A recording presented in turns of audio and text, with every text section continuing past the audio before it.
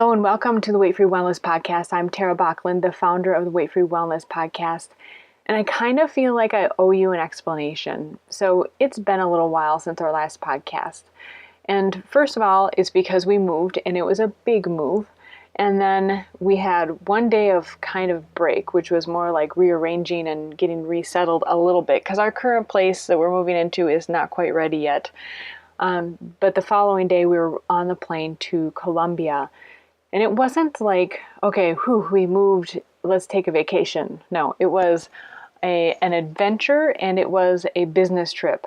My husband is in business with the founder of the Colombian Coffee Connection, a young man named Irvin Liz, who we've known for a while here, who went to college here in the US. And so it's a relatively new company, and we joined in pretty early in helping make the U.S. connection here for the Colombian Coffee Connection. And like I said, it was a trip that was so adventurous and also one that absolutely touched our hearts. And so that took, about a week. And we just recently landed, are getting kind of resettled. I'm still finding my equipment. I'm in a makeshift recording place. But it all is absolutely totally worth it. So over the few episodes here, I'm going to tell you a little bit about the trip because, like I said, it was incredible, literally incredible. And so the Colombian Coffee Connection, the whole idea is founded by Irvin Liz, who's a part of the Nasa tribe in Colombia in the Andes Mountains, and is really a remote place. I mean, they only got roads relatively recently to this place in 2002. So it's really a preserved culture in many ways. And what the Coffee Colombia Connection aims to do is bring you really high quality micro batch coffees, because the best coffees really grow above 5,000 feet above sea level. And this is where these farms are located, because what happens is the fruit ripens slower and they get more sugars in them. And these farmers are really committed to quality coffee.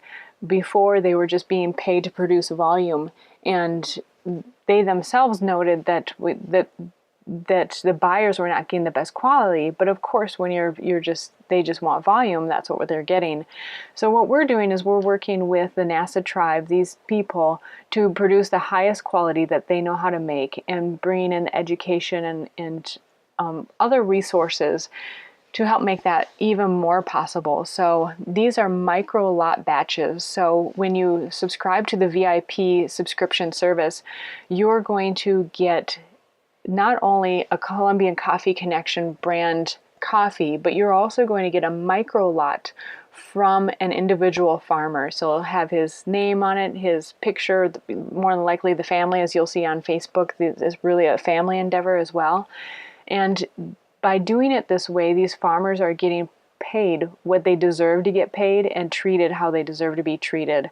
And like I said, I'm leaving out some of the adventure, but absolutely this is definitely where the heart connection was, that these people can, again, get the support that they need and deserve. Absolutely. So to me, this goes way above fair trade. So like I said, Irvin Liz is a part of this Nasa tribe and is really the connecting point for these people. And so I really am excited about what's going on. We got to do so many cool things, like learn about the different kinds of coffee, which ones taste better, about the cupping process, which is basically kind of like wine tasting, but you do that with coffee, but it's much more in depth. Actually, I think there's more to the process, and learning about these high quality coffees from up in the Andes. So like I said, okay, I'm going to try not to make this a 10-minute prelude to the podcast, but that's mainly the reason why it's been so long since we've had an episode. But this episode is super interesting because, again, it's about a beverage from another culture that has been prized and has some amazing health benefits, and that's camel's milk. I encourage you to go to desertfarms.com and use the coupon code WFW for Weight Free Wellness and get your free sample pack.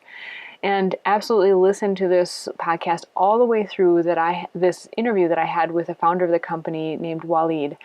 It's absolutely fascinating, the things I learned about camel's milk as I was preparing for this podcast interview, and I'm sure you'll be really, really amazed as well. So here you go, check it out, enjoy, and I'll tell you more about the trip later. It was incredible, but here you go. All right, Walid, thank you so much for joining us today. Thank you so much for having me. You know, I try my best to really, really, really prepare for podcasts and guests because I want to, I want to have a good conversation. And I was just blown away by what I read about camel's milk. At first, when I was contacted by your agency, I was like, that's interesting. And I have to tell you, I think so far this is the topic that has blown me away the most. I'm so excited to talk about camel's milk. Yeah, I mean, I'd love to share as much information as possible to you and your listeners. I think it's going to be an exciting talk. Yeah, for sure. So I totally just said a Minnesotan thing. I'm from the Midwest. Where are you from? Where do you live? We're based in California, but actually our farms are in the Midwest. Our largest farm is in Springfield, Missouri. There's about 150 camels there that we're milking. So it's pretty, small craft dairy, and we try to keep quality as high as possible. So if you go to the website, it's really neat because you can read about how more about how the animals are taken care of, your philosophies and so forth. So tell me a little bit more about the philosophies, who raises these camels and how they're treated and so forth. Yeah. So when we first started, Desert Farms, we had a little bit of struggle finding camel breeders across the country. And so that's where I had to be a little bit more creative and kind of track them down through an unconventional way. So I used to attend nativity scenes and see who's renting them out to these nativity scenes. And basically, it's such a small industry. Everyone knows everyone in the camel. And that's how I started finding all these camel herders and breeders. And that's how I started getting in contact with them. And surprisingly enough, a lot of them are owned by Amish Mennonite farms.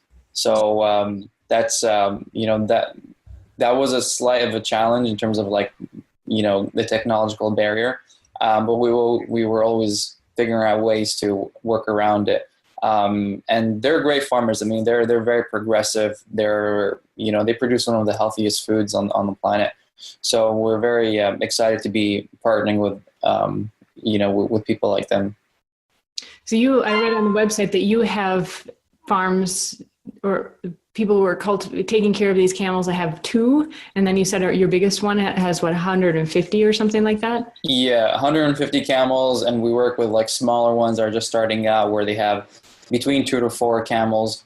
So we're always trying to add more people to our co-op to increase our supply, and we try to always ship the milk depending on the location of the customer. So if if you happen to be closer to the farm, we want it to be as local as possible and ship you the milk the closest to you. So there's so many tangents to go off of. So I just want to kind of do an overview, and then we're going to get into the health benefits, of course, because this is Weight Free Wellness Podcast. We're about health here. And like I said, I was just blown away. So how did you get into the camel milk business? I mean, that is just... Okay, I can't even preface it even more. How did you get into it? Yeah, so I've background from the Middle East. I lived there for 20 years in the desert of Saudi Arabia. So I grew really attached to the desert culture and the nomadic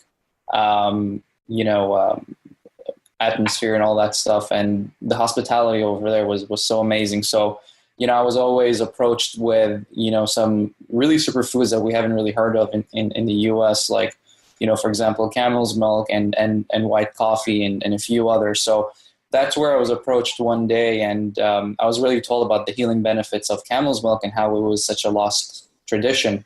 And only the people who didn't live in the cities actually still knew about it.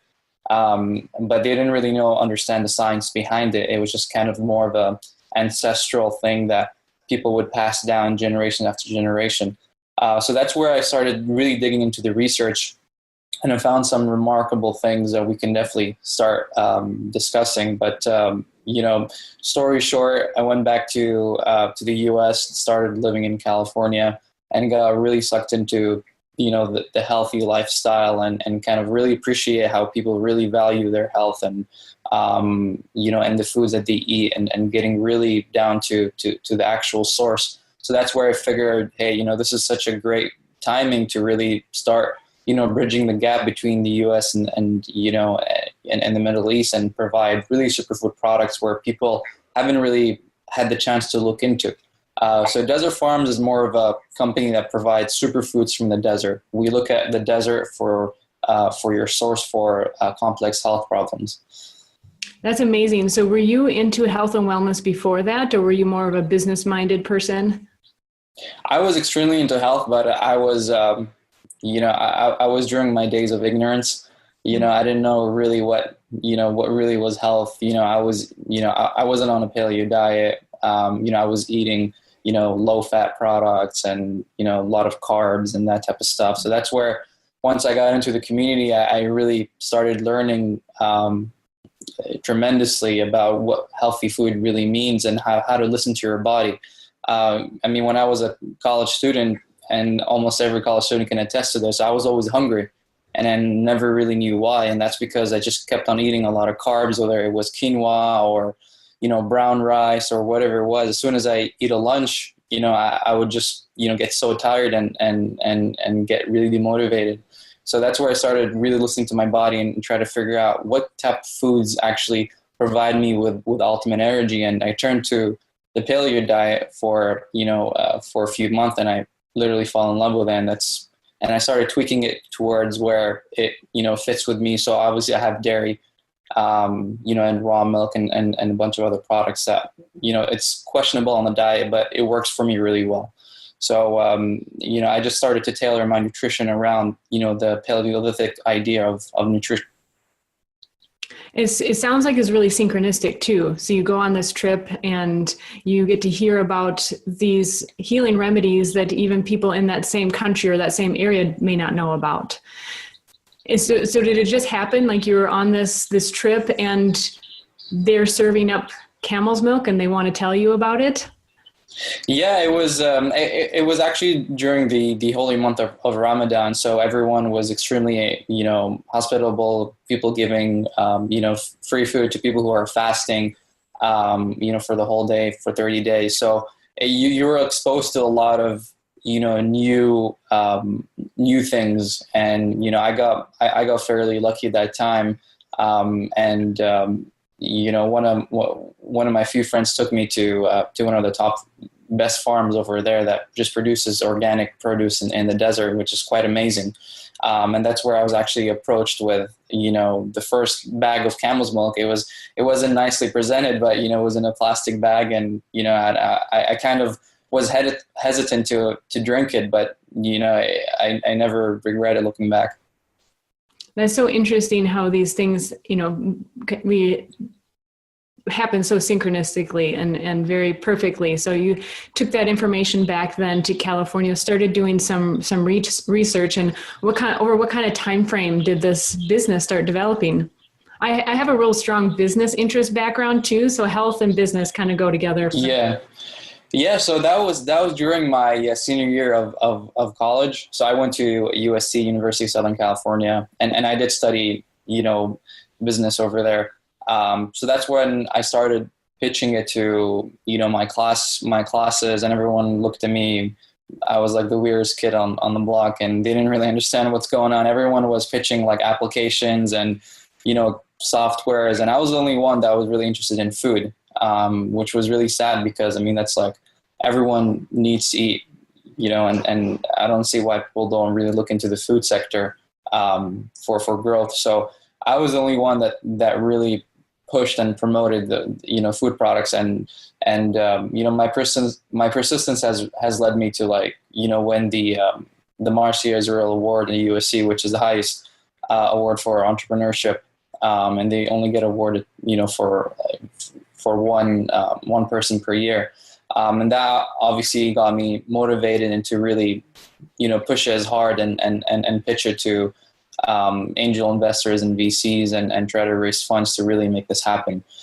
So I would say it was between a year and a half after that visit to Saudi Arabia is when I officially launched the company and went full time to it. Very cool. Well, I won't bore too many more people with the business side of things, although that is fascinating to me too. How about off to the things that you found in your research that really started swaying you towards starting this business? Yeah, so there's quite a lot. It's kind of hard to say where we start, but basically, it's there's some. The camel just itself is just such a remarkable animal.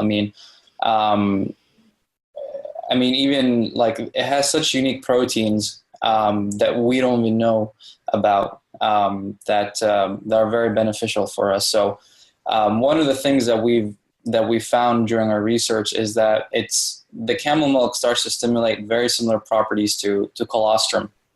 And what colostrum is the first milk that comes out of any mammal, and that first milk is essentially extremely important for the immune system of a newborn. So it has really high levels of lactoferrin, immunoglobulins, cytokines. So all that is an immune booster. And so no other mammal produces, that level of colostrum throughout its whole lactation cycle. Most people just produce it for the first 48 to 72 hours. Whereas camel's milk, it's pretty consistent throughout.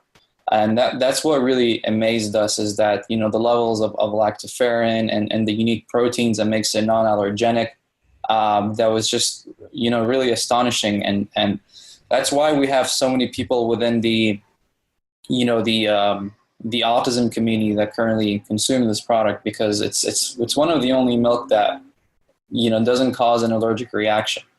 And a lot of our consumers are using as an alternative to breast milk as well. And so that just shows how similar in terms of its biological structure it is to human breast milk. Now I don't want to get too much into the science of it, but overall it is the closest milk to breast milk other than any other milk, and that's been verified by one of the top pediatricians and immunologists in the country. So we're very proud to have these people on board to promote a product like this. So on your website, when you go to find more information about camel's milk, your website is like perfectly amusing. I really like the character, like the brand that you presented in so many ways. And a part of that is, the FDA told us to take this information down. So go to this website, and it's National Institute of Health. There's so many articles and studies on camel's milk. And I was just amazed by the research that's already being done. And there are a few things that really particularly interested me. First of all, you already mentioned that camel's milk is the closest to human's milk. And of course, there's all kinds of writers that say, consult your doctor, before you replace human mother's milk with camel's milk. But one of the things that was really interesting is that it's very high in a protein called, isn't it A2 casein, where along with mother's milk, or human mother's milk, is very high in this protein. And it's the A1 that most people react to. And maybe I'll break it down just a little bit more. So proteins are broken down in your body to build different components in your body. And so like when people can have allergic reactions to proteins, so like gluten is a protein. And so it seems that these proteins in particular, we can be very highly reactive to. And when people are lactose intolerant, they're very reactive to the A1, but not necessarily the A2 protein. Would you like to expand a bit more on that? Yeah, definitely. I mean, you hit it right on the spot.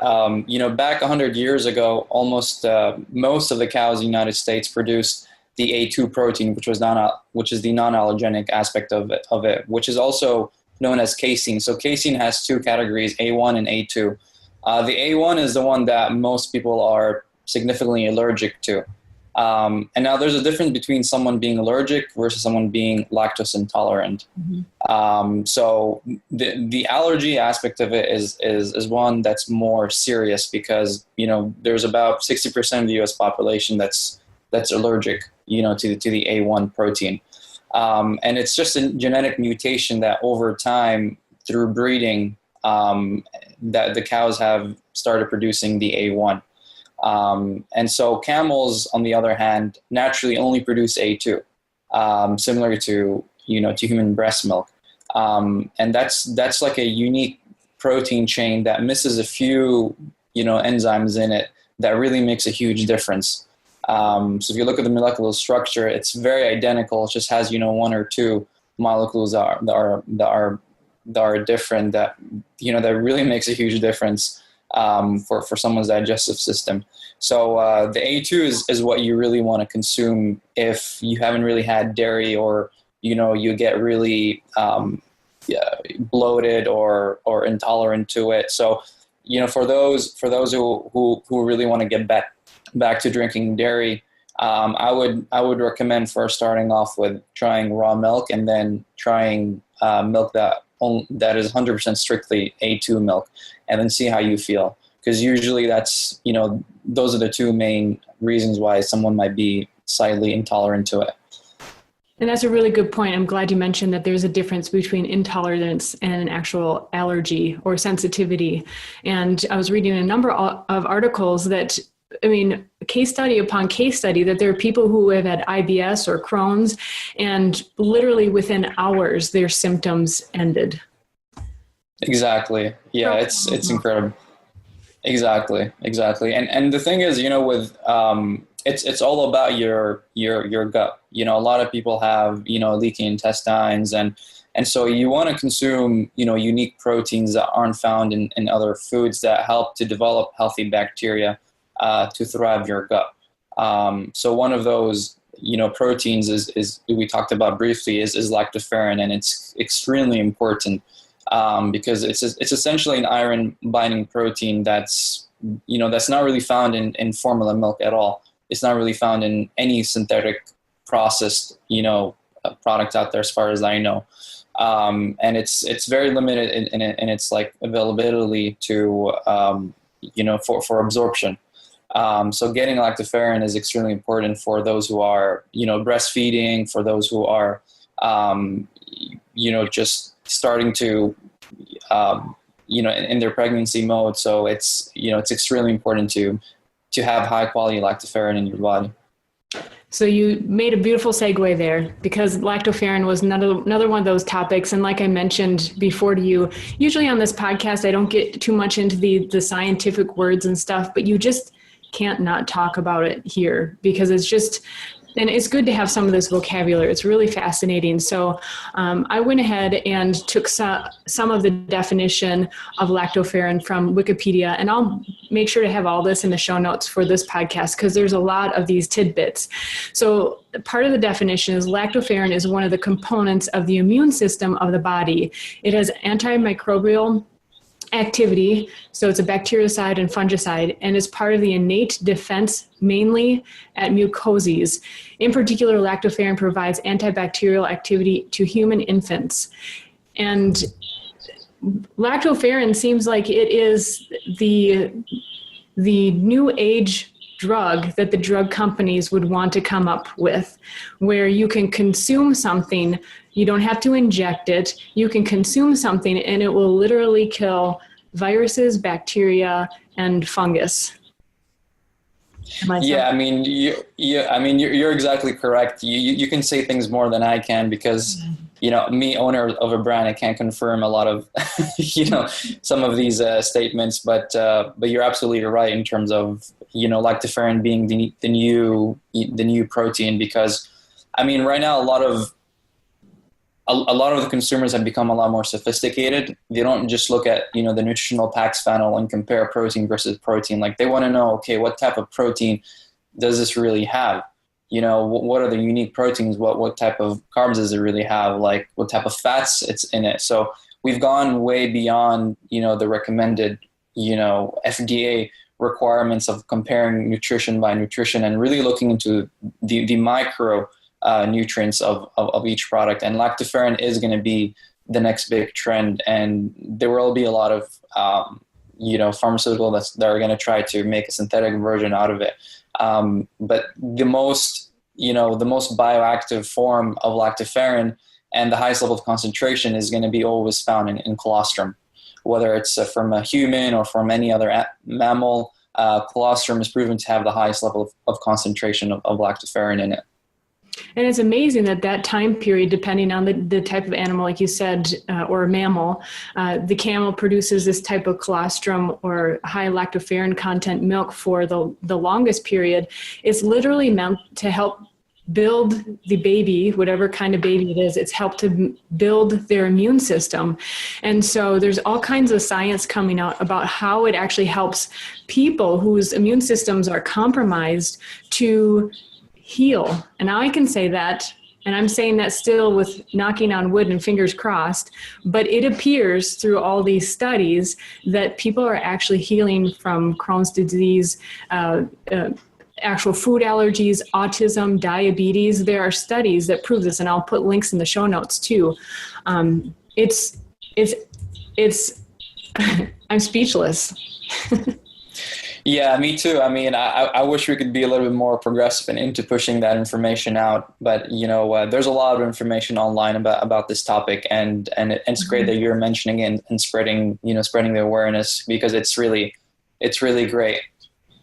So I usually don't read a bunch of quotes and stuff on a podcast because it's meant to actually discuss with the person.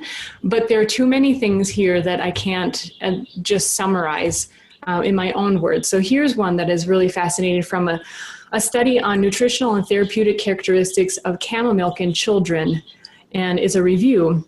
So it says, camel milk as a supplemental treatment seems less invasive and costly than specialist care, medications, alternative treatments, and behavioral interventions. Based on our findings, camel milk is safer for children, effective in the treatment of autism, improves general well-being, promotes body natural defenses, is good nutritional source, and can help the daily nutritional needs of the humans, the nutritional needs of humans.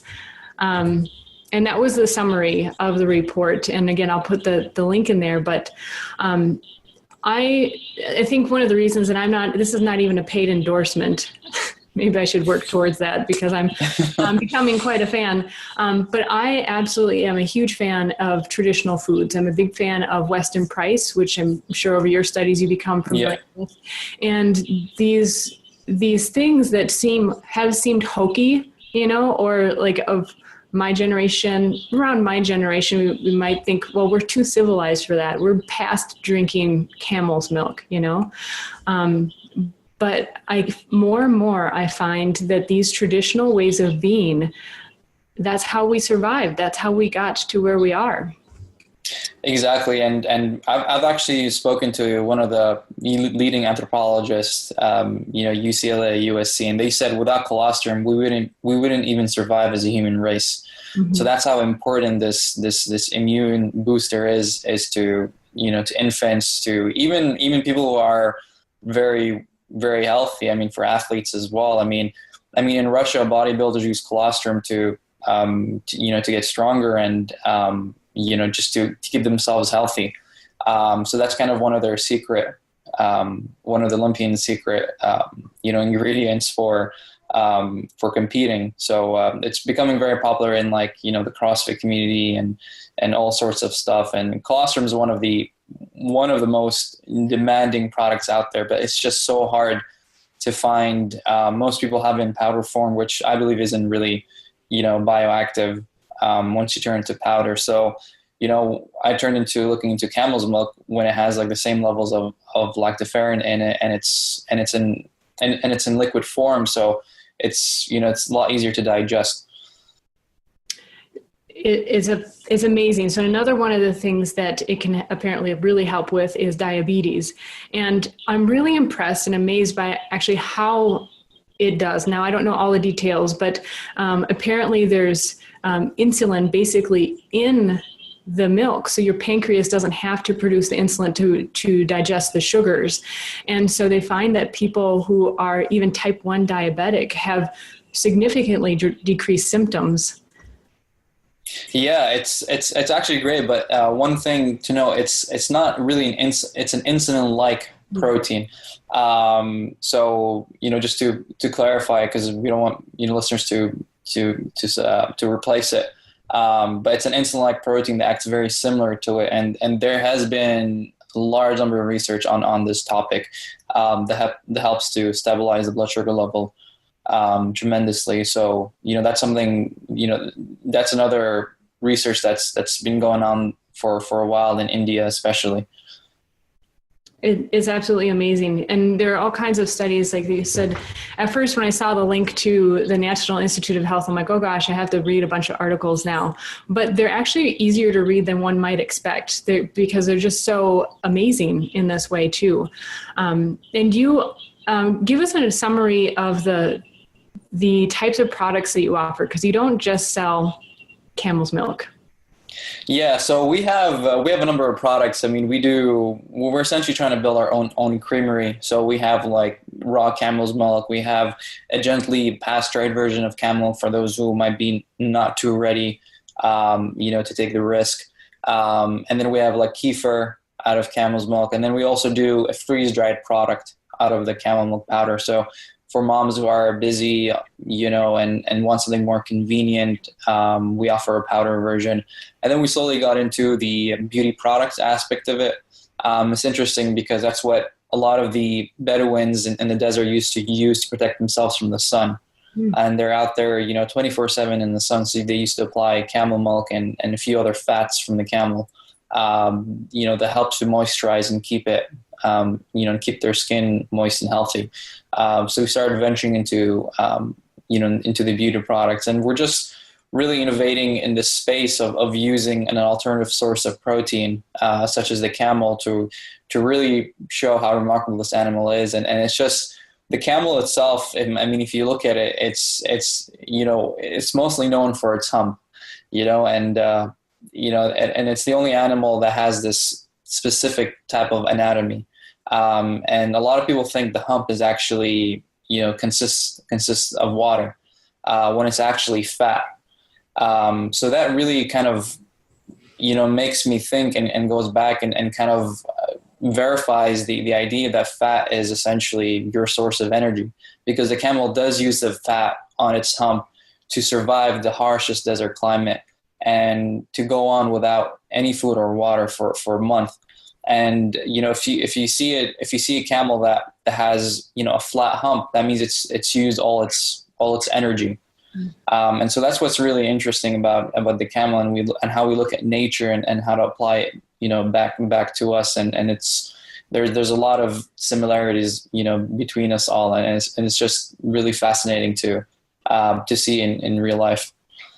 Well, I'll expand on that a bit. Like I mentioned, I'm really very fascinated by how our traditional ways actually are very wise. And one of the studies that I really appreciate and made a difference in my life, and actually I wrote a book about body typing, which is taking these ancient philosophies from various traditional practices of medicine from around the world, and I simplify it. So where Chinese medicine would have the 5 elements, or Ayurvedic medicine would have the 3 doshas, I take it and I break it into the 4 elements.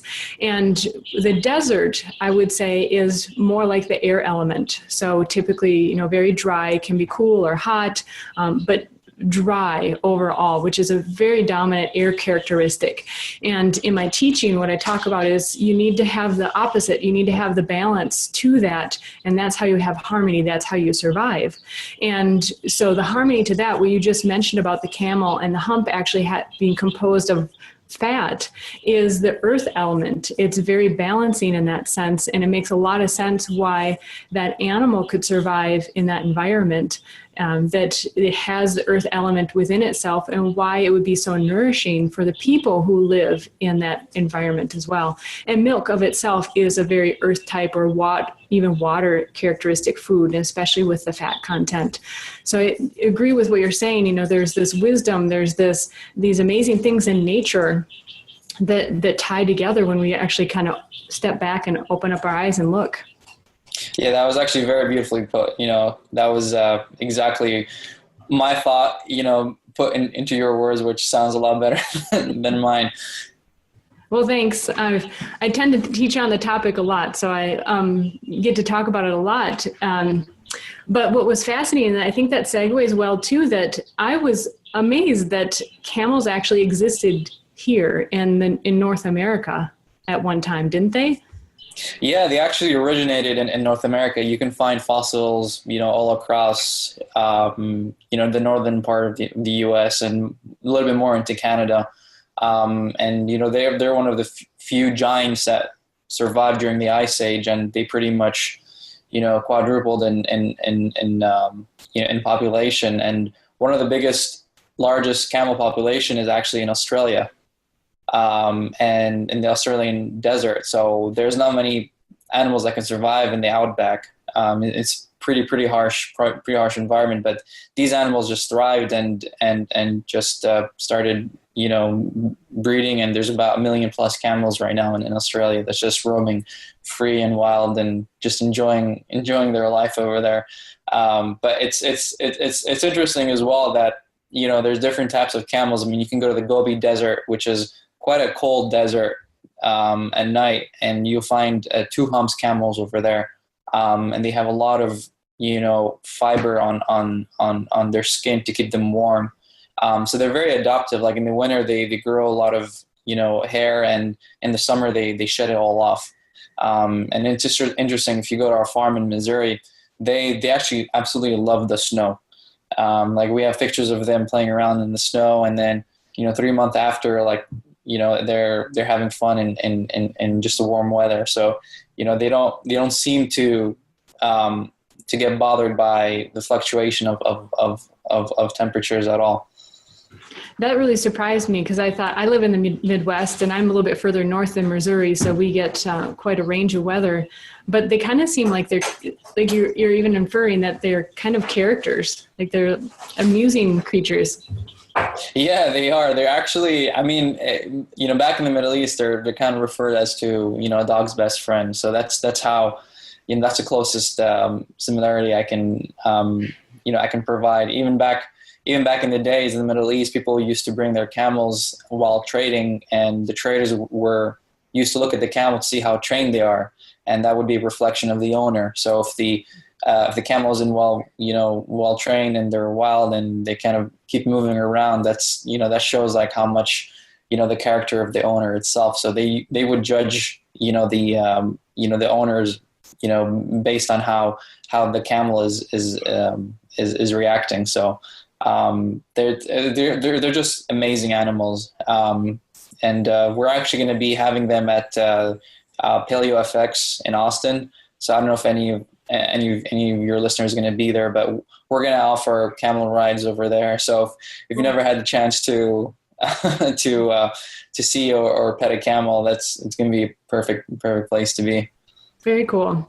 Now I was surprised too. So there are 2 types of camels. Which camel is which? So the best way to think of it is, so B for 2 hump, that's a Bactrian, and then D 1 hump, that's a dromedary. And the U.S. has the dromedaries. And those are the ones that you use for milking? Yeah, those are the ones that we use for milking. The Bactrian is a little bit difficult from what I heard. They're much larger in size, so they're a little bit more aggressive. But I haven't come across anyone that's milking Bactrians besides from people in China. They're a little more daring to do it, apparently. Yeah, exactly.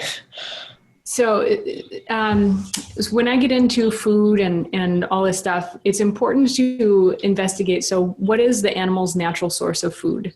So what do camels normally and naturally eat, and what do they get on your farms? Naturally, like in the desert, they'll just eat wild bushes. Weeds, something that's just, thorny bushes. So they're browsers. They don't graze, kind of like goats. So they'll they'll eat whatever you give them that's on their way, but they would rather reach, up on a tree and grab, the foods off a tree rather than, graze on a grass. So, if there's a tree or something high up, they love to kind of grab it, whether it's an apple or, whatever it is, they just love to, eat on dry, thorny stuff. On our farm, since, we're in the US, we don't have desert climate. But we do supplement them with like organic hay, alfalfa pellets. We do give some organic oats as well during milking. But mostly they just browse on pasture for most of their time on free range. And then everything else is just a supplement that we provide for them. But everything is 100% organic, non-GMO, and our facility is certified gluten-free. Just in case there's any, we always want to make sure there's no contamination whatsoever in our facility. So we try to keep up our standards and try to listen to our consumers to see what they're really concerned about, when they're looking for, and we always change and adjust our practices based on what the consumer wants. Yeah, you have some amazing reviews on your site, which is very impressive. Yeah, for us, customer service is the number one priority. We don't even have a customer service department. It's just embedded in our company. That's just, everyone does customer service. Even I, from time to time, would take customer calls just to really understand what their needs are and their feedback, and because a lot of these customers are parents. They're very concerned. They want to really be on the right track, so they just kind of really want some sort of mentorship going on. And a lot of them have this whole diet, paleo, and all that type of stuff is so new to them. And it's just really nice trying to, educate them and teaching them about, a new way of thinking. And it's just fascinating to just talk to them on a regular basis. Now, are a lot of people coming to your products because they are having digestive issues or autism, that kind of thing? To put it all in a nutshell, like, everyone has some sort of gut issue. And I think that's like the leading cause of chronic illnesses these days. So no matter what, everyone is trying to come in and has some sort of, leaky gut, or trying to improve their bacterial count, and all that stuff. So everyone in a nutshell has some sort of, gut issue that they're trying to fix. And it's great looking at prebiotics, because that's what our products offer. It's, we don't really focus on a probiotic, because there's two different things, where prebiotic is you're using, your already existing bacteria and helping them grow healthier and stronger. Whereas a probiotic is introducing new organisms in your body. So for me, I focus on eating foods with a lot of prebiotics in it. Just so that my body can really handle on its own. So that's where we have a lot of people looking for healing foods that are there to help seal that leaking gut. Yeah, that makes a lot of sense. And you have one thing I thought was really interesting, and I'm jumping around a lot here, but this is kind of how my brain is working with this subject for some reason. But so the camel's milk is really high in lactoferrin, which, as we mentioned before, it helps combat bacteria, viruses, funguses. And I was reading, because I get into food making and how the food process also, that it's actually harder to make cheeses and fermented products, because it ends up actually killing the bacteria that would end up culturing that bacteria. But you do offer a kefir product. Have you found that to be particularly challenging to make? It depends. If you're using powder kefir, which most of the companies do, then it gets difficult. But if you're using real active kefirs, like the ones from Russia, those ones actually work really well. Cheese is not impossible. It's you could still do it, but it's just harder to coagulate, and you just need a lot more milk, to make the cheese. And it's not, I wouldn't say it's extremely economical to make cheese at this time, because you do need a lot of milk to, to make the cheese, but it's not impossible. People in the Middle East have it. They make ice cream, they make cheese, they have yogurt, all type of stuff. But at this time, in the US, people are mostly using this, this milk as more of a, like a functional beverage. You know, it's serving to do a purpose. Like it's not an add-on to your coffee or cereal. It's, you know, it's more of a gut shot. A gut shot. That's a good Yeah. one. So in the Middle East, or at least where you were in particular, it sounds like it's part of the daily culture. It's just something that people had every day, likely. Yeah, it would. I wouldn't say every day, but it's. I would say more of like a, you know, the wine of the Middle East. You know, they would, because you know we don't drink alcohol. You know, back there. So that would be a way where people would honor their guests and kind of, you know, use it for special festivities and that type of stuff. Like it's very, like even if you go back to the Middle East right now, it's really hard to buy camel's milk off of, you know, supermarkets, because most people would either give it to you for free, or you would go to a herder and he would give it to you because he likes you, or some people would just offer it, you know, just as a form of hospitality. But farmers market for us back home is something, you know, we've had for a very, very long time. And so that's where people mostly come together and kind of just, you know, exchange products, you know, without cash.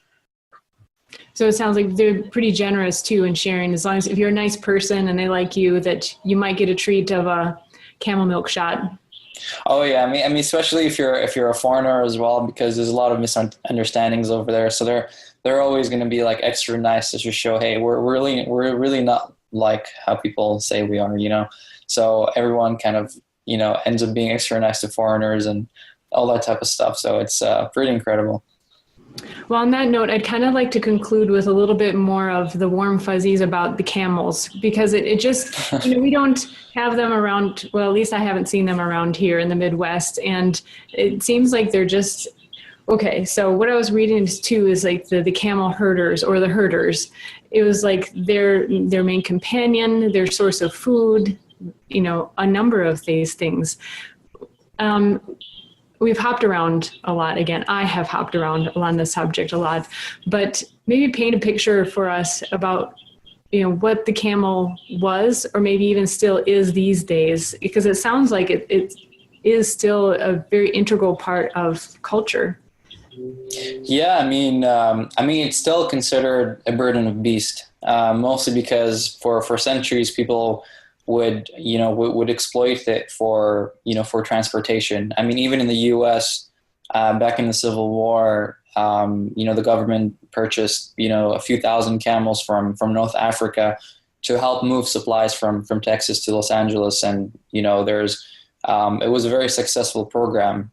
Back then, you know, cars didn't even exist. So it was the only way to actually move heavy equipment. And they were the only animals that would be able to do it, based on strength and taking on the heat and that type of stuff. And even in the Middle East, I mean, people still use them for that purpose. But I guess now, like, a lot of people use them for like beauty contests and kind of for milking reasons. In Australia, it's more used for meats. So like steaks and burgers and that type of stuff. And in the US, it's just very slowly getting into the food production of things. So, you know, depending on where you are in the world and the price of the camel, because it does, you know, tremendously range from, you know, a few thousands to, you know, tens and $20,000 per head of a camel. So it really depends on where you are and kind of like what's, you know, the supply of, you know, the livestock there.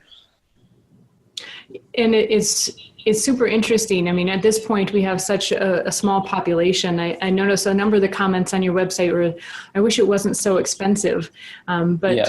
In our life, the way, you know, I obviously am into health and wellness.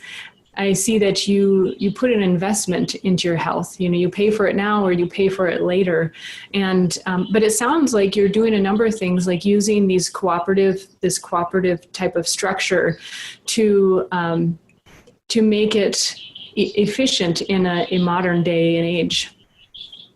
Yeah, exactly. I mean, our goal is obviously to drive down the price as much as we can. I mean, we're not trying, you know, to take all the money out of the consumers' pockets and all that type of stuff. I mean, our goal is to essentially make it as, you know, as affordable as, you know, a cold pressed juice, for example. or a kombucha. We don't think it's going to ever be competitive with cow's milk because, cows are way overproduced and, they're injected with growth hormones to make them produce more and all that type of stuff. So, we'll never get to that stage anytime soon. And I hope the industry doesn't move to that track. But our prices have been going down 10-20% every year. So, as soon as we get more efficient and have more supply in our, in our co-op, that's where we can really expand, the offerings to multiple households. And that's a really, from a business perspective, that's a really significant reduction in price on a yearly basis. Just have to point that out because I know it's different from a business owner perspective than a consumer perspective. And you mentioned too that it's a functional food. It's not necessarily, even in these other countries, necessarily a daily food.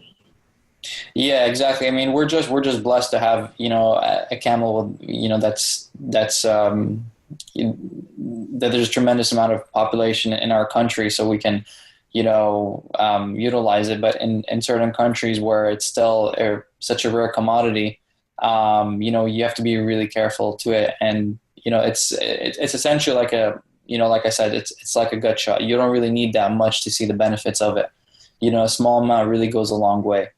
And so one of the kind of reasons why people say it's expensive is they would compare it to cows and goat's milk gallon by gallon. And yeah, it's 10 times more expensive, but the use and purpose of it is extremely different. It's a whole different world apart. So, that's been one of the challenges is where do we categorize ourselves? Are we a dairy alternatives? Are we a functional beverage? Or are we a therapeutic product? Like what are we exactly? And even retail stores don't even know where to put us sometimes. So that's kind of been, a great challenge, but through education, we'll get there. We just consider ourselves a superfood product. Yeah, I would agree that it's definitely in that category. And we raise our own chickens and stuff. And once you put in the time and the effort to finding the right food and all that stuff, it's a lot of work, and it's not Exactly. not the same as a commercially produced product. And thank goodness, that you get so much more out of these products that are really cultivated and cultured and especially from animals. That means a lot to us too, when they're treated with care and compassion and the way that they're meant, getting the food that they're meant to get and so forth. Exactly. Yep.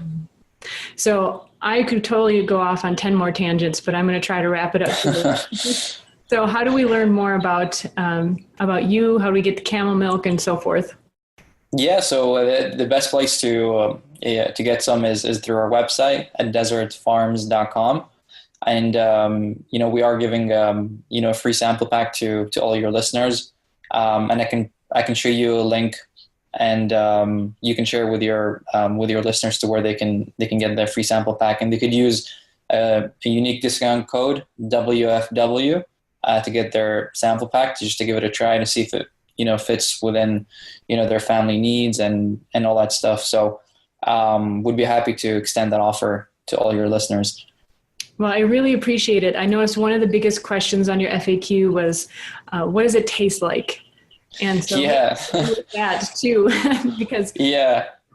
So it's actually, it has a seasonal taste, to be honest. It changes from sweet to salty, but when we did a blind test, no one was able to tell the difference. Mm-hmm. It's such a light, smooth taste. It just tastes like milk. And especially if you get the raw version of it, it's such a clean, feeling to it that you don't even think it's coming from a camel. So you're definitely going to get shocked either way. That's so cool. Well, I really appreciate the free sample offer too, because, that'll make a real big difference in people being able to try it. That's a real generous offer, because I know when you're cultivating that kind of animal, that kind of product, a lot goes into it from the very beginning. So thank you so much for that. And I'll make sure to have that in the show notes and probably in the post podcast outro. We'll make sure to get that out there. Yeah, that'd be great. So thank you so much for joining me today. I'm so glad it worked out to finally talk, and I can't wait to get my sample pack as well. Yeah, no, we'll definitely send you some for sure. And thank you so much for, for having me on the show. I forgot to mention one more thing. So this is really important because I've had a lot of experience personally with food allergies, and so forth. And when I got my sample of Camel's milk, I put it through the ringer. Like, I put it through my absolute litmus test, which is when I consume something and then later in the day I have a really hard workout. And this Camel's milk absolutely passed the test. So it went from just something that sounds amazing to, yes, I could totally feel it in my body. So I just wanted to share that with you too. So again, go to desertfarms.com and use the promotion code WFW for your free sample pack, which is totally generous for any business, I think, to give, especially anything that's tangible, away for free, especially that needs refrigeration and shipping like that. So many thanks to Walid and his company for doing that. And I forgot to mention Colombian Coffee Connection. That's COLO for Colombian Coffee Connection.com, and get on the subscription service. You can sign up for updates at this point. And of course, as always, weightfreewellness.com and Weight Free Wellness on Facebook as well.